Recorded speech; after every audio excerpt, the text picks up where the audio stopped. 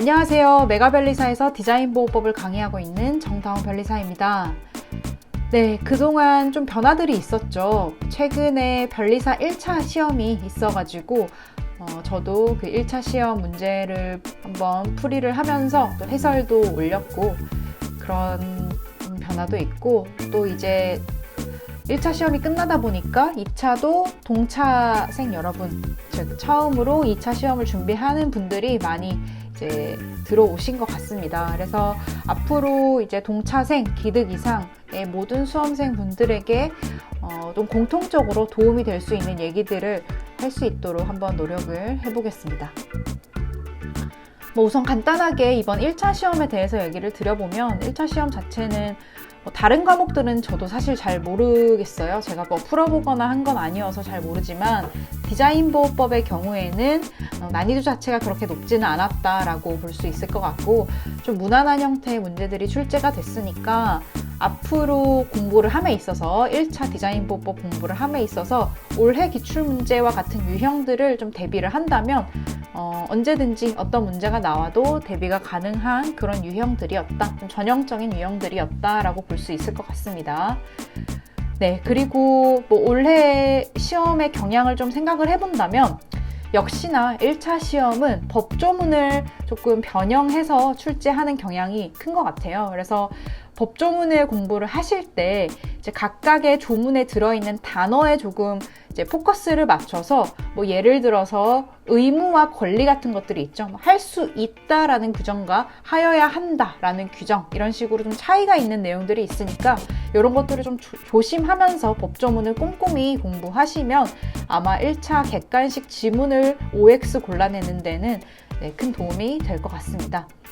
그리고 또 하나 눈여겨볼 것은 올해 1차 시험에서는 최근에 개정된, 그것도 이제 2022년 2월 3일자로 개정된 정말 따끈따끈한 개정법이 또 지문으로 반영이 됐어요. 그리고 그에 따른 최근 판례 태도들도 좀 반영이 됐고, 이제 이런 것들로 미루어 봐서 2차 시험뿐만 아니라 1차 시험도 개정법과 그런 최신 어떤 법과 판례, 심사 기준 이런 것들이 중요하다라는 점이 또 한번 강조가 됐습니다. 그래서 앞으로 1차 시험을 준비를 하시건 아니면 2차 시험을 준비를 하시건 항상 이렇게 좀 가장 최근에 바뀐 것들이 무엇이 있는지는 이제 법을 공부하는 사람으로서는 항상 꾸준히 리마인드를 하고 다시 한번 업데이트가 되어 있는지 확인하고, 이런 좀 과정들이 필요할 것 같습니다. 네, 그러면 오늘 오프닝은 여기까지 하고 이제 본격적으로 오늘 얘기할 내용들을 좀 소개를 드릴 건데요.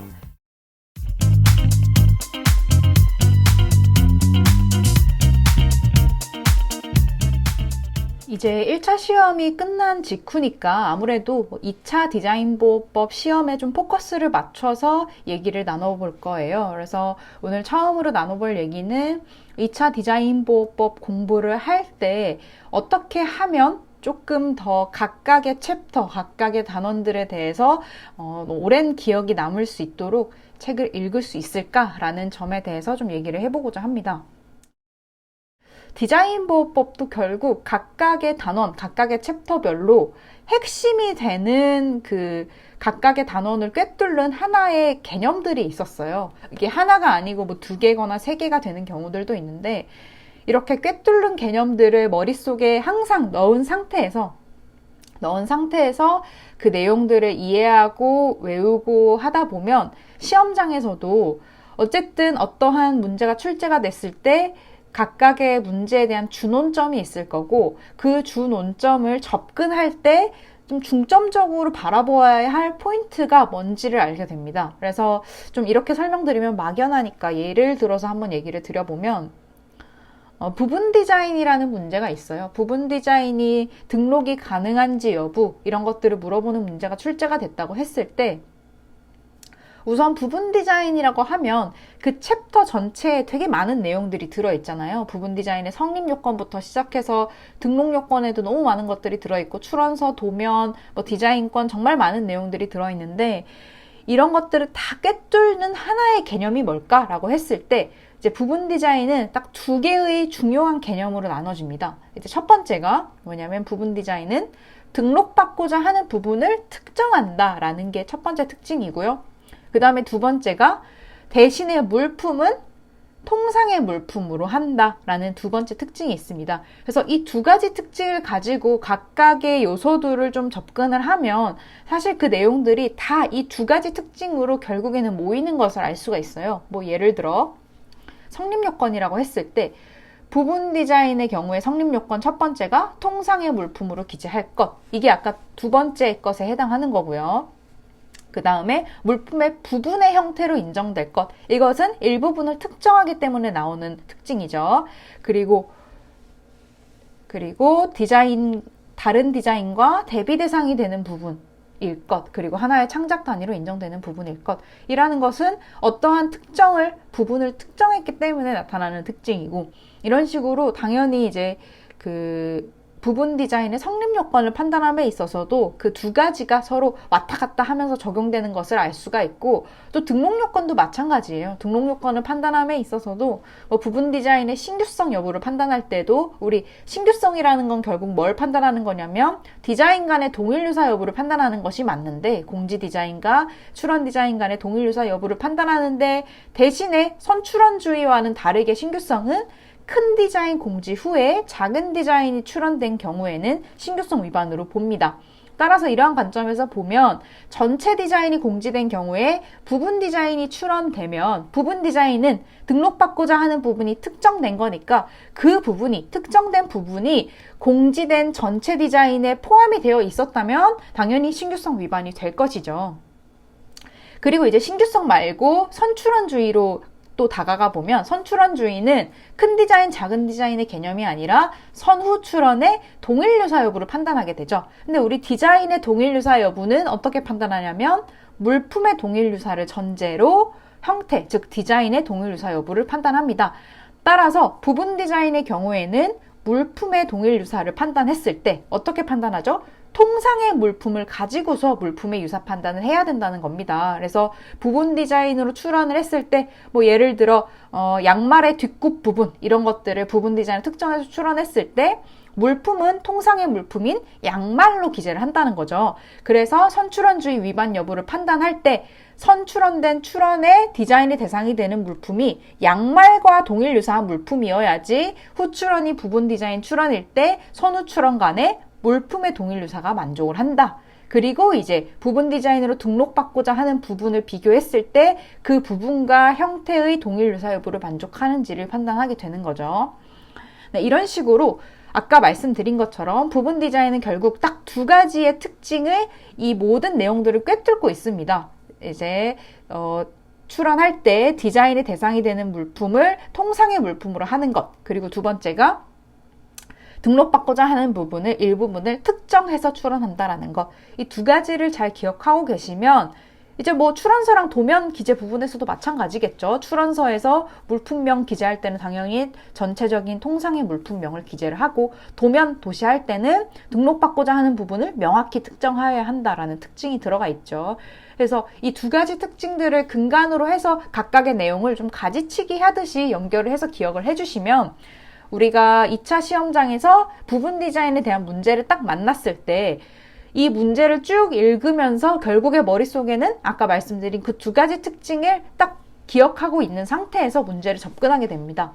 그러면 조금 문제가 꼬여서 나올지라도 항상 통상의 물품이며 등록받고자 하는 부분을 특정했다라는 게 기억이 나기 때문에 다른 여러 가지 내용들이 좀 연관되면서 이제 그 준원점인 부분 디자인의 어떤 특성들을 놓치지 않고 문제를 풀이할 수가 있습니다. 네, 이런 특징들은 뭐 제가 다 이렇게 모든 단원별로 알려드리면 사실 좋긴 한데 여기 이 짧은 한정된 시간 안에 뭐 다 알려드리기가 쉽지가 않잖아요. 그래서 일단 제가 그 메가별리사 강사 사이트에 강사 공지사항에 공지사항이었는지 그 자료실이었는지 정확히 기억은 안 나는데 거기에 제가 올려놨어요. 뭐라고 올려놨냐면 논점별 중요도 파일이라고 하는 파일을 업로드해 놓았습니다. 그래서 논점별 중요도에는 이제 말 그대로 각각의 챕터별로 A, B, C급으로 나눠서 중요도, 2차 시험에 대한 중요도를 좀 제가 생각할 때 여러 가지를 좀 고려해서 판단을 해 놓은 것이고, 여기에 더해서 아까 말씀드린 각각의 단원을 꿰뚫는 중심이 되는 개념들이 있죠. 그거를 단원별로 정리를 해놨어요. 그래서 그거를 한번 확인을 해 보시고 공부하실 때 저는 어떻게 했었냐면, 실제 제 책에다가 각각의 단원 옆에 그 제가 조금 전에 말씀드린 그 주요 개념 있죠. 그 하나 내지 많으면 한 3개 정도의 주요 개념을 책 단원명 옆에다가 항상 적어놨어요. 항상 적어놓고 이 단원을 공부할 때는 요거를 맨날 상기시키면서 읽어야겠다 이런 생각을 했었기 때문에 조금 더 사례형 문제를 이해하는 데도 도움이 많이 되고, 이제 답안지를 쓸 때도 그런 특징을 중심으로 쓰게 되니까 뭔가 이 제도, 뭐 예를 들어 부분 디자인의 제도 또는 뭐 동적 디자인 제도를 뭔가 명확하게 잘 이해하고 있는 사람이 답안을 쓴 것 같다라는 느낌을 주게 된 거죠. 그래서 그 자료는 혹시 아직 못 보신 분들은, 제가 이거 답안 작성 입문 강의를 들으시는 분들한테는 이미 배부를 했는데, 혹시 아직 못 보신 분들은 이제 그 자료실을 통해서 한번 자료를 받아서 확인해 보시면 좋을 것 같습니다.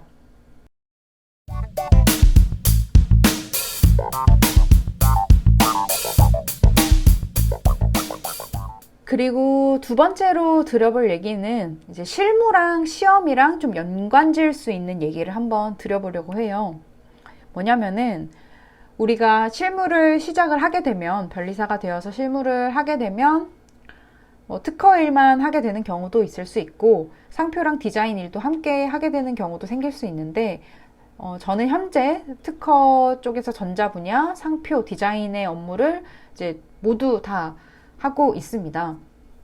네, 저는 다양한 일을 하는 걸 좀 좋아하는 편이어서 이렇게 3가지 실무를 다 하고 있는데, 특히나 이제 상표랑 디자인 일 같은 경우에는 심판 일이 되게 많죠. 그래서 심판 청구서를 쓰거나 아니면 답변서를 쓰거나 하는 일들이 상당히 많습니다.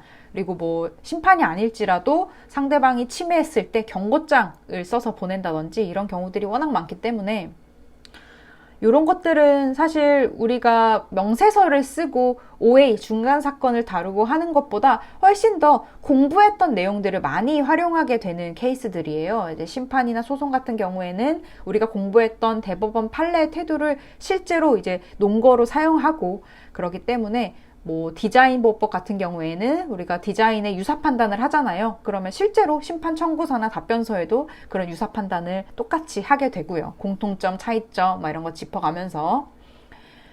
근데 실무랑 이제 시험 공부를 할 때랑 공통점이라고 한다면, 결국에 우리가 실무라는 건 뭐예요? 변리사라는 이 전문직을 클라이언트, 고객이 찾아줬을 때 그 고객의 니즈에 맞게 이렇게 도움을 주는, 전문적인 지식을 통해서 도움을 주는, 그게 바로 이제 변리사가 하는 일이잖아요. 그래서 예를 들어 디자인품을 등록을 받은 클라이언트가 나를 찾아와서 상대방이 이러한 나와 비슷한 디자인 물품을 실시하고 있으므로 침해 경고장을 보내달라, 침해이니까 어떻게 대처할지 알려달라 라고 왔다면, 당연히 디자인권자의 입장에서 이제 주장을 펼쳐 나가야 되겠죠. 상대방의 입장은 사실 고려할 필요가 없습니다. 물론 사실관계를 고려할 때는 전체적인 사실관계를 모두 파악해서 정말 침해가 맞는지를 객관적으로 판단을 해야겠지만, 디자인권자의 입장에서 침해를 주장할 만한 그 실마리가 조금이라도 있다면 당연히 이제 그 고객의 편에 서서 디자인권의 침해라는 주장으로 최대한 많은 논거를 제시하면서 주장을 해야 되는 거겠죠. 이제 침해 경고장이라든지 아니면 뭐 침해의 경우에 경고장, 뭐 아니면 권리범위 확인 심판의 심판 청구서, 이런 것들을 작성할 때. 그래서 그런 방향으로 작성을 한다라고 하면 우리가 시험 공부랑 되게 비슷한 거예요. 2차 시험에서는 디자인 보호법을 예로 들어보면 어떻게 출제가 될 수 있죠? 침해 성립 여부를 판단하시오, 이렇게 문제가 나올 수도 있고, 또 다르게 나온다라고 하면 심판 청구서를 작성하고자 한다. 그래서 심판 청구서에서 주장할 수 있는 사항에 대해서 기재하시오, 이렇게 나올 수도 있고, 반대로 답변서를 작성하고자 한다. 답변서에서 주장하고자 하는 내용을 기재하시오. 설명하시오. 이렇게 출제가 될 수도 있죠. 즉, 세 가지 케이스인 거예요. 전지적인 시점에서 답안을 작성해야 되는 경우, 즉 어느 한 고객이라는 그 편이 정해져 있는 게 아니라 정말 이 상황을 봤을 때 나름대로의 객관성을 유지하면서 침해냐 아니냐, 유사냐 아니냐를 판단할 수 있어야 되는 문제가 있을 수 있겠죠. 이런 경우에는 말 그대로 객관성을 유지하면 되기 때문에 어느 한쪽의 답을 정해놓을 필요 없이 판단대로 결론을 내려주면 됩니다. 이런 식으로 디자인이 유사함으로 침해가 성립한다. 또는 비유사함으로 침해가 성립하지 않는다. 이렇게 나름대로의 논리를 구성해서 답안을 작성하면 되고, 이때 가장 중요하게 작용하는 게 바로 대법원 판례 또는 판례가 없다면 심사 기준이겠죠. 그래서 그런 것들이 없는 예시들이 문제가 나왔다라고 하면 그동안 봐왔던 판례랑 심사 기준의 예시들을 좀 떠올리면서 좀 가장 비슷한 케이스로 따라가면서 문제를 해결하면 되고, 명확하게 대법원 판례가 있는 사안이다라고 하면 판례의 결론과 동일하게 답을 내려주는 것이 맞을 겁니다. 그리고 반대로 이렇게 출제되는 것이 아니라 어느 한쪽의 입장이 정해진 상태에서, 즉 디자인권자가 심판 청구서를 작성하려고 할 때, 침해라는 경고장을 작성하고자 할 때 기재하여야 하는 사항이라고 한다면, 여기서는 침해라는 것이 결정된, 침해가 성립한다라고 하는 정답이 이미 정해져 있는 상태에서 문제를 풀어야 합니다. 그 정답을 이끌어 나가기 위해서 필요한 논리들이 있죠. 그러면 뭐라고 해야겠어요? 디자인은 유사하다라고 끌고 가야 될 것이고, 그리고 제3자의, 상대방이 실시자의 정당한 권한은 없다라는 쪽으로 끌어나가야 할 것이고, 업으로서의 실시가 맞다라는 쪽으로 이끌어 나가야 될 것이고, 이렇게 답이 정해진 상태에서 문제를 써야 되는 경우도 분명히 있습니다. 그리고 또 그와 반대의 편에 서서는 이제 디자인권자가 아니라 침해하고 있는 실시자의 입장에서 답변서를 작성하라고 하면 완전히 반대가 되겠죠. 침해가 성립하지 않는다라는 결론을 미리 내려놓은 상태에서 디자인이 비유사하다라든지 그 정당한 권한이 있다라는 주장이라든지 이렇게 주장할 수 있는 범위 내에서 모든 것들을 다 반대로 일단 생각을 하고서 답안을 이끌어 나가야 할 겁니다. 그래서 우리는 여기서부터 알 수 있는 게, 실무를 할 때도 이렇게 답이 정해진 경우들이 대부분이기 때문에 시험 문제를 풀 때도 혹시 그런 것이 아닌지 명확하게 눈으로 확인하고 문제를 풀어나가야 한다라는 거죠. 문제에서 전지적인 시점에서 풀으라고 한 문제인지, 또는 디자인권자의 입장에서 풀라고 한 문제인지, 아니면 실시자의 입장에서 문제를 풀려고 한 것인지를 명확하게 파악하고 답안을 끌어나가야 채점자, 출제자의 의도에 가장 적합한 답안이 나올 수 있을 겁니다. 이해되시죠? 그래서 실무에서도 그렇고 실제 시험에서도 그렇고 우리가 이러한 입장을 생각하면서 문제를 푸는 연습을 하게 된다라고 한다면 정말 좋은 변리사로 이제 인정받을 수 있는 그런 하나의 계기가 될 수도 있겠죠. 그래서 저도 항상 그런 것들을 하기 위해서 노력을 많이 하고 있고, 어떻게 하면 이제 클라이언트의 결론에 도달하기 위해서 다양하고 논리적인 논거들을 제시할 수 있을까, 이거를 고민하면서 심판 청구서와 답변서 이런 것들을 작성을 하게 됩니다. 그러면 오늘은 이렇게 두 가지 얘기로 마무리를 해보도록 하겠고요. 언제든지 이제 궁금한 점이 생기시면 여기 댓글을 통해서 부담 없이 질문 주셔도 좋고, 개인적인 질문은 제 메일로 질문 주셔도 좋을 것 같습니다. 그리고 메가변리사 홈페이지를 통해서 디자인보호법 내용에 대한 질문을 주셔도 좋습니다. 네, 그러면 저는 이제 또 다음에 더 많은 얘기들, 디자인보호법 공부에 도움이 되는 얘기들, 또는 뭐 실무에 대한 궁금증을 풀어드릴 수 있는 얘기들 최대한 많이 고민하고 준비해서 오도록 하겠습니다. 오늘도 긴 시간 들어주셔서 감사합니다. 다음 주에 뵙겠습니다.